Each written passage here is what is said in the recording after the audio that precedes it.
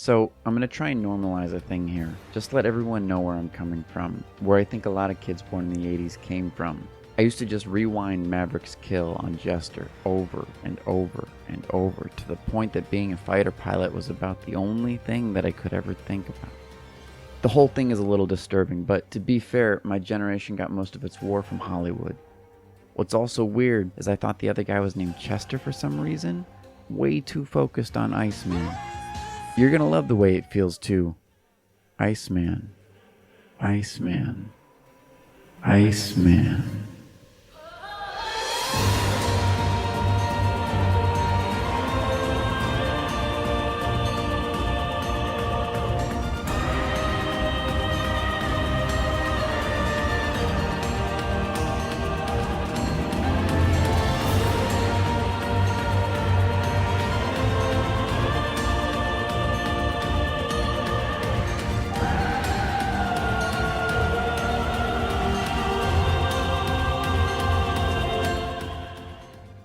Clearly, what I'm saying is that this is not an unbiased review. Going into this, I had a basket of unrealized teenage dreams to fulfill. And that is pretty much what the developer promised in the Ace Combat series is. It's not the game ex-pilots play to feel the rush or train for the big day. It's a game for dreamers and gamers, because let's be real, very few of us actually wanted to be real fighter pilots. We just wanted to be Maverick and go on dates with our college professors, and that's okay.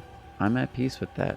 What I will never be at peace with is a game about flying airplanes developed by a company as large as Bandai Namco more than 20 years later ships without ultra-wide support, or that it ships with the support of a single joystick. That is not okay. This is a $60 game with an integrated sales pitch for a single joystick setup. That's weird.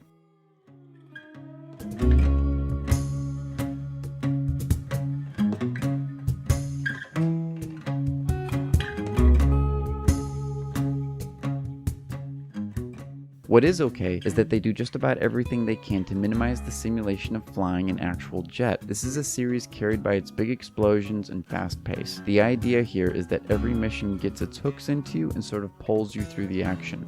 The game can be pretty unforgiving on higher than normal difficulties, and you do actually have to learn how to fly your make-believe airplanes. This is Hollywood in a game, basically. People looking for immersion who actually want to pretend that they know how to fly a real plane are already playing DCS and virtual reality, something I considered briefly, but no. If you have that level of Top Gun nostalgia, you already know what you're not getting in a game like Ace Combat 7. What you do get is speed, explosions, some weird banter, and some cool cloud effects. I gotta be honest, I wasn't in love with the experience. One, it's not the best simulation of speed out there.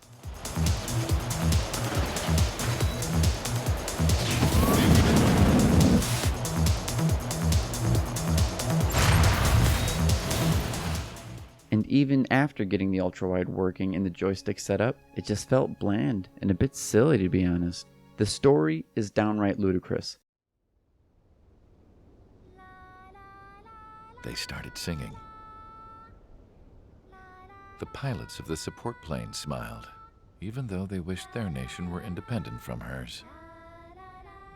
Angelic. I wonder how Mihai felt about all of this. It was my job to research his neurological data, after all. A conglomerate of nations whose names all sound exactly the same start a war with each other. You're some sort of savant caliber fighter pilot who somehow manages to shoot down the ex-president's helicopter while on a mission to save him. The rest is some awkward rise to power, I'm not the murderer you think I am, criminal to savior expose. I'm sure there's a redemption story in there somewhere, but by mission 11, I honestly was just skipping the moving canvas cutscenes. I'm sure the whole thing was a setup, but who honestly cares? Most of what you need to know about the game is either fed to you through comms or mission briefings. The comms are good, they can be fun, they can also be a bit confusing. And we're just supposed to follow you? I heard you're spectacular, Captain. At least with your last squadron. I don't want you slowing us down out there. So do they like me? I don't know, but every time I died on that mission, for the sheer sake of not getting enough points by 15 minutes, I had to listen to that same sequence over and over, to the point where the downright inappropriate inconsistency of the intonation almost drove me crazy. And that's how the story ends. No spoilers here. Similar to my IRL dreams of being a fighter pilot, cut short by the confusing intonations of other ROTC kids who constantly reminded me that my name tag was crooked or that they could see peach fuzz under my chin.